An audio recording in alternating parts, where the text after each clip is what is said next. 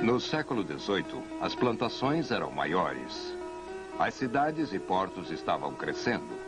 O poder dos mercadores, fabricantes e advogados aumentava. E o sucesso nutria novas ideias que mudariam o mundo. O iluminismo e a sociedade. Neste episódio de A Tradição Ocidental.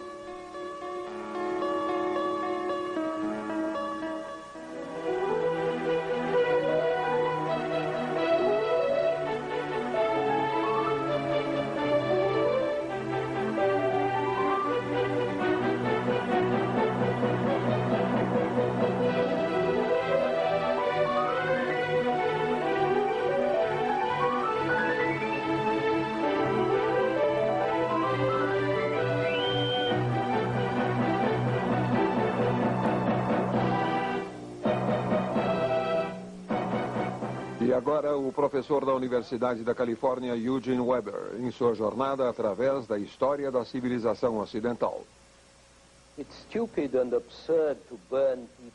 É burrice e absurdo queimar as pessoas por suas ideias. Mas é igualmente idiota acreditar que as ideias não importam. Quando você pensa que as ideias não importam, pode ser tolerante em relação a elas. O que realmente significa que você é indiferente. O século XVIII falava muito sobre tolerância, só porque a tolerância era tão rara, e era rara porque naquela época, como hoje, as ideias tinham a capacidade de produzir efeitos concretos no modo da sociedade funcionar, no modo das pessoas pensarem, no seu modo de viverem em sociedade. Hoje quero falar principalmente sobre estas ideias e seus efeitos, e a primeira coisa a dizer sobre elas é que, enquanto muitos filósofos eram nobres, as ideias do século XVIII estavam dominadas pelo crescimento da burguesia no Ocidente, sua autoconfiança crescente e sua autoafirmação.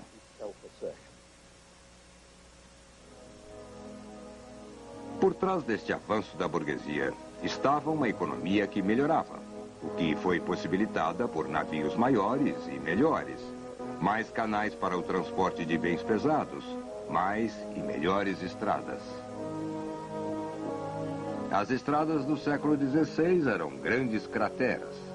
Já no século XVIII, as principais estradas, ao menos, começavam a aparecer com algo que nós reconheceríamos como estradas. Luís XIV começou as melhorias, porque ele queria que suas tropas e seus cobradores de impostos chegassem mais depressa. Em meados do século XVIII, a França tinha um bom sistema de estradas pavimentadas com pedras saindo de Paris. A Espanha e o norte da Itália conseguiram logo. Os alemães e os russos tentaram copiá-las. E no fim do século, um escocês chamado Macadam, que fez dinheiro na América, desenvolveu uma superfície de estrada bem razoável. As estradas vicinais, no entanto, permaneciam primitivas, poeirentas no verão e com lama intransponível no inverno. A viagem por terra não seria fácil por mais 100 anos, até que surgiram as ferrovias. Mas ao menos agora, havia pontes onde antes só havia passagens rasas e balsas. O preço do transporte estava caindo e aqueles que tinham dinheiro podiam pegar carruagens, uma invenção do século XVII. Isso inspirou um novo tipo de passatempo para os ricos, algo que chamamos turismo. O século XVIII foi uma era de livros de viagem, relatos de visitas a Paris, a spas, para tomarem as águas, jogar e flertar.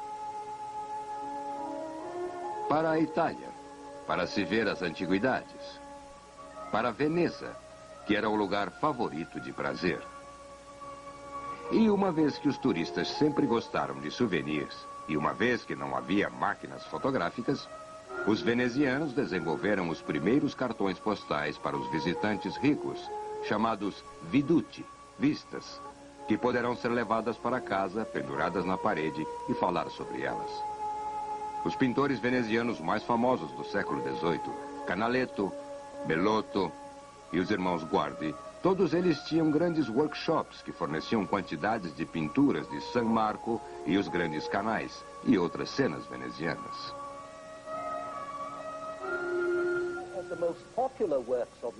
Duas das obras mais populares do século XVIII iriam, na verdade, se mascarar como livros de viagem. A primeira era As Cartas Persas, de Montesquieu, sobre as impressões de dois embaixadores persas em Paris, que sugere como parecem curiosas e absurdas as coisas comuns de uma sociedade para membros de uma outra sociedade que tem costumes diferentes e acredita em coisas diferentes. As cartas persas saíram em 1721. Uma geração depois, em 1759, a Candide, de Voltaire, apresenta uma sátira mais amarga. Candide trata das viagens e aventuras de um jovem inocente, um jovem cândido, que foi criado acreditando que tudo é para o bem, no melhor dos mundos possíveis, e que descobre que o mundo real era diferente daquilo que os filósofos diziam. Ambos os livros são muito engraçados, abordando assuntos muito sérios. E o que é mais significativo, ambos são relativistas, que é o efeito que as viagens têm em mentes pensantes. O entendimento de que as atitudes variam de acordo com os indivíduos e meios, como Montesquieu prova, foi um aspecto importante do pensamento do século XVIII.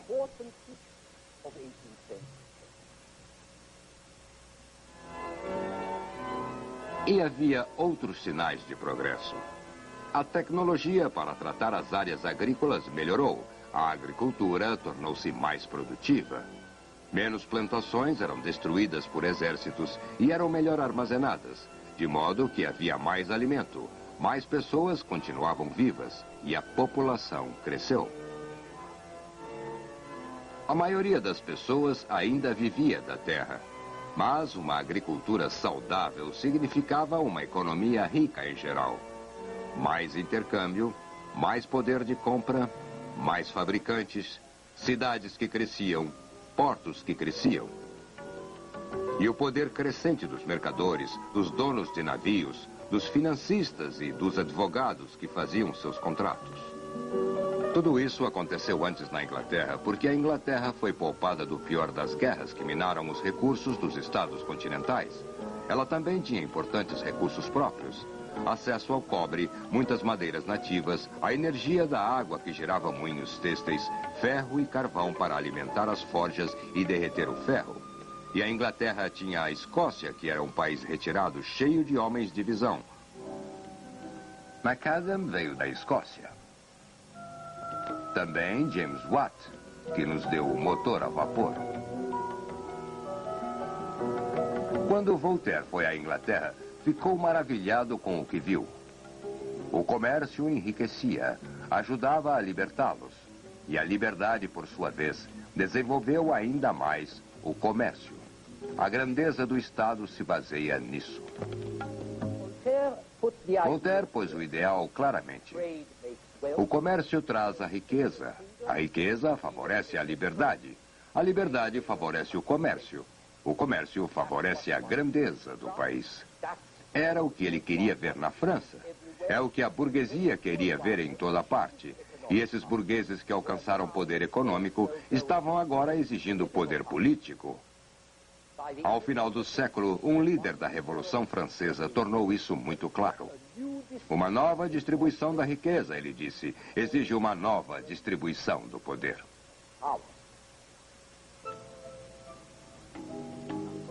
Você tinha que ser muito cuidadoso com a palavra burguês, pois o termo cobre uma imensidão de pecados, ou ao menos uma imensidão de buscas. Alguns burgueses eram homens de negócios, outros eram artesãos, empregados do Estado, funcionários públicos, financistas, fabricantes e alguns eram homens de letras, intelectuais, um termo que não apareceu até o século XIX, apesar de que foi no século XVIII que escrever se tornou uma profissão. Assim, havia diferentes tipos de burgueses, mas eles partilhavam de ideias comuns, que poderiam chamar de filosofia burguesa, que não se apresentava como burguesa, mas como uma filosofia universal, algo que se aplicava a toda a humanidade. Quando falamos de direitos humanos hoje, estamos usando a linguagem e expressando os princípios da burguesia do século XVIII, que falava sobre a liberdade e progresso do homem e que, eventualmente, escrevia documentos como este. A Declaração dos Direitos do Homem, publicada na França em 1789. E isso foi uma mudança fundamental, que de novo seria enfatizada por revolucionários americanos e franceses, que apelavam não para os direitos ou características especiais dos americanos ou dos franceses, mas para a natureza e direito dos homens, que são universalmente válidos. E se eu continuar dizendo homem, você vai entender que é porque isso era o que os homens da época usavam.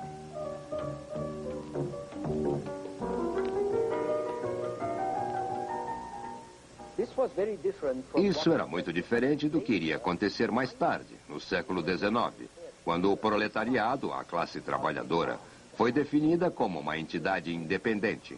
E os trabalhadores eram convidados a adotarem uma doutrina proletária que era muito mais estreita. Mas no século XVIII, a burguesia identificava sua causa com a causa de toda a humanidade. Eles eram burgueses, mas se consideravam apenas humanos e os interesses que buscavam não eram, como eles consideravam, interesses de classe, mas sim eram válidos para todos. De modo que hoje, quando você fala sobre os direitos humanos, está expressando os princípios da burguesia do século XVIII.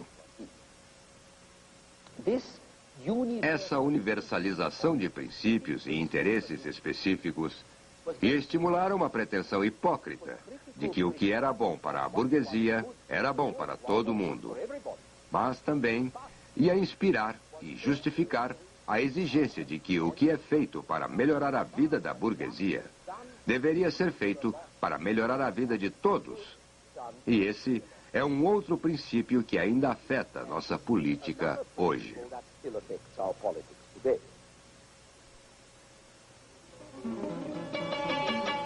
Outro aspecto novo e importante da época era que essas ideias iluministas seriam publicadas mais rápida e amplamente que as ideias que haviam sido publicadas antes, ou que poderiam ter sido. Isso, por exemplo, é uma caricatura francesa de 3 ordens sociais, com os comuns em cima. Não que a propaganda, o esforço sistemático de persuadir, fosse uma invenção do século XVIII.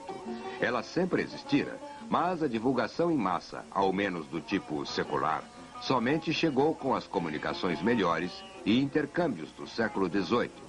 Os cartazes, gazetas, jornais e clubes, com mais livros e panfletos como jamais antes. Com salões, cafés, sociedades de debate e sociedades secretas. A mais importante destas sociedades secretas foi provavelmente a maçonaria. A Irmandade Maçônica começou na Inglaterra do século XVII, mas se espalhou por toda a Europa do século XVIII com os franceses, que chegavam a 30.000 irmãos. A maioria dos grandes filósofos era maçom, como Voltaire e Diderot, mas também aristocrata como o primo do rei, o Duque de Orleans, e muitos estrangeiros, como Frederico o Grande, Mozart, Washington, Franklin. Na verdade, se olhar os medalhões da nota de $1, você vai ver que um deles é um símbolo maçom.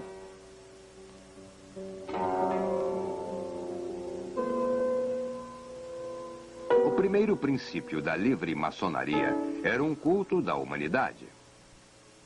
Isso não desafiava o poder dos reis, mas desafiava os dogmas da religião estabelecida.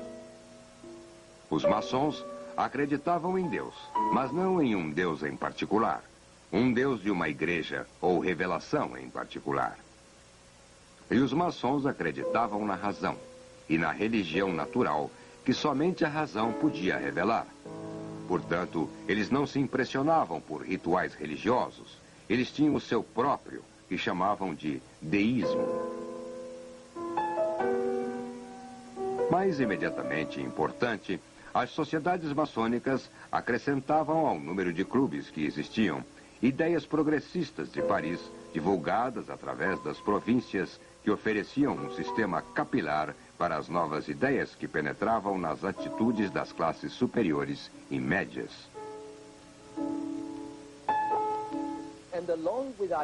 E junto com as ideias, o vocabulário mudou radicalmente. Esta é a época em que a palavra social vai de sociabilidade para sociedade e adquire seu significado atual, como na sociologia, na ciência social. É quando palavras como capitalista aparecem, quando nação e nacional adquirem seu senso moderno. É quando termos como povo ou massa toma seu sentido pejorativo, como gente comum, a gentalha. E eles se tornam, como coloca a enciclopédia de Voltaire e de Diderot, a parte mais numerosa e necessária da nação.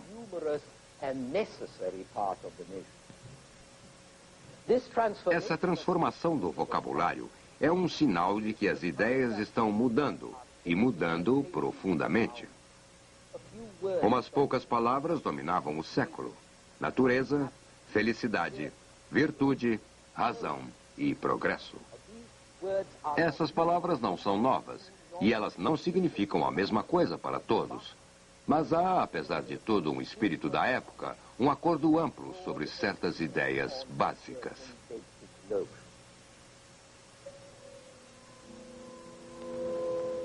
Presumia-se que, através da razão e da ciência, as pessoas poderiam entender a natureza e harmonizar-se com suas leis, assim progredindo em direção à felicidade e à perfeição. Mas antes, eles tinham que conhecer a natureza e a sua essência, ou seja, como era a natureza. Essa ciência natural era baseada em descobertas do século XVII, que tiveram um efeito muito maior no pensamento do século XVIII que em seu próprio tempo. O século XVII, que foi uma grande era de descoberta científica. Eram os novos instrumentos que tornavam possíveis as descobertas. O telescópio, aperfeiçoado por Galileu, e também inventou o termômetro e melhorou muito o relógio mecânico, enquanto um aluno de Galileu, Torricelli, inventava o barômetro. Todos esses instrumentos permitiam observações mais exatas e mais extensivas. E aconteceram descobertas específicas. William Harvey descobriu a circulação do sangue através do coração e pulmões. Anton Leeuwenhoek desenvolveu lentes suficientemente poderosas para ver bactérias e espermatozoides. Robert Boyle trabalhou no comportamento dos gases em temperaturas diferentes e sob pressões diferentes e tornou-se o pai da química moderna. Avanços incríveis foram feitos na matemática por Isaac Newton e René Descartes. Progressos em logaritmos, cálculo diferencial, cálculo integral, todos dando a base para as altas matemáticas. E os mistérios da eletricidade e do magnetismo foram revelados por William Gilbert e Benjamin Franklin, através de italianos como Alessandro Volta e Luigi Galvani. Mas a maior figura do início da ciência moderna foi Isaac Newton, que viveu de 1643 a 1727. Newton deu a base da física moderna, descobrindo as leis mecânicas do movimento, e especialmente a lei da gravidade, a velocidade na qual os corpos caem na Terra. E o resultado deste acúmulo de descobertas foi uma mudança radical na perspectiva das pessoas educadas. Quando o século XVII começou, cientistas sérios ainda podiam acreditar em bruxas, Mas quando o século XVII terminou, isso teria sido impossível, porque nenhum cientista acreditava em forças sobrenaturais que supostamente as bruxas teriam. No tempo de Shakespeare, as pessoas acreditavam que os cometas eram augúrios. Depois de Newton, eles sabiam que Newton e Halley tinham calculado o movimento de certos cometas e que as estrelas obedeciam às leis da gravidade do mesmo modo que os planetas. Assim, agora a imaginação humana aceitava a lei científica e começava a rejeitar a magia e a feitiçaria. Como esse livro sugere, os mistérios da natureza deveriam ser desvendados pelos humanos. Em 1600, os homens viviam na Idade Média. Em 1700, a perspectiva mental das pessoas educadas era moderna.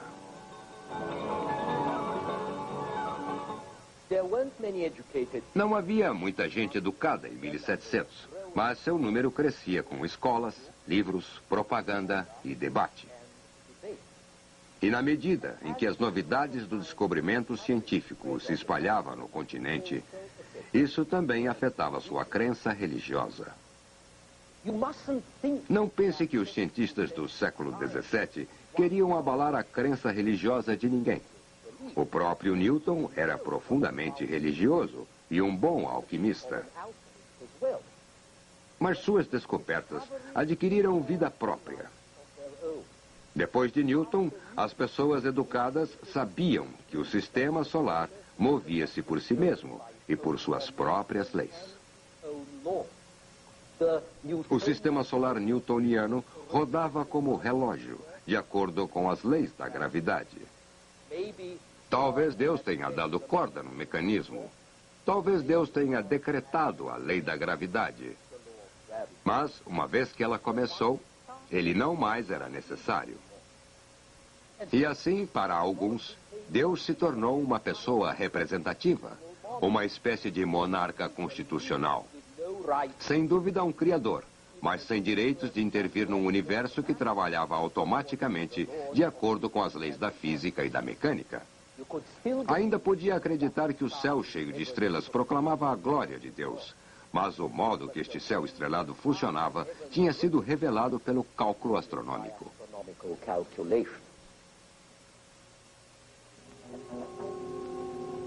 No século XVIII, as grandes descobertas do século XVII estavam digeridas e suas implicações entendidas. Importantes avanços médicos estavam sendo feitos na luta contra o escorbuto e principalmente contra a varíola. Em 1783, dois franceses, os irmãos Montgolfier, demonstraram sua descoberta que o gás aquecido dentro de um saco de tecido o faria subir. Os Montgolfier foram a Versailles e, enquanto o rei olhava, os dois mandaram para cima um grande balão dentro do qual havia uma ovelha, um galo e um pato. Uns 2 meses depois, o primeiro voo pilotado por um homem sobrevoou Paris. E em 1785, um americano e um francês sobrevoaram o Canal da Mancha. As possibilidades da ciência eram obviamente infinitas. Todos que eram alguém faziam leves esforços em relação a ela. Voltaire estudou a matemática e trouxe Newton para o público em geral. Um outro enciclopedista, D'Alembert, produziu vulgarizações da ciência e filosofia para damas modernas. Diderot fez experimentos químicos e anatômicos e a biologia fascinava a todos. Esse é um esboço dos experimentos de Galvani, com pernas de sapos e eletricidade. Então, agora estamos no mundo da ciência, da mecânica. Um mundo material, que era importante explorar, desenvolver, a fim de melhorar as pessoas e que elas vivessem melhor, torná-las felizes, o que em si era uma noção nova.